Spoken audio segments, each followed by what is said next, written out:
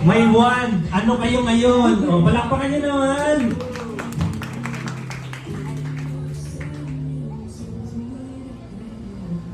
Hi Sheila.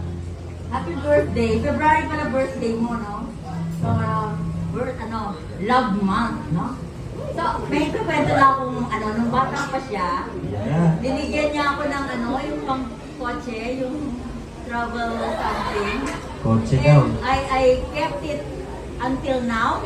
Every time I see it, I pray for her and her family, Sheila, no?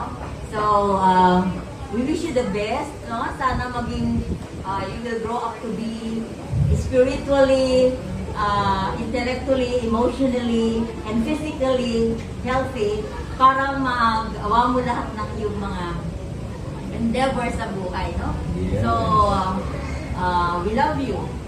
Enjoy it. Enjoy the night. Thank you. Okay. Oh, Mami, isang ganon ng one. Isang ganon. Oh, i-wish mo. Yan. Ganonin mo ng one.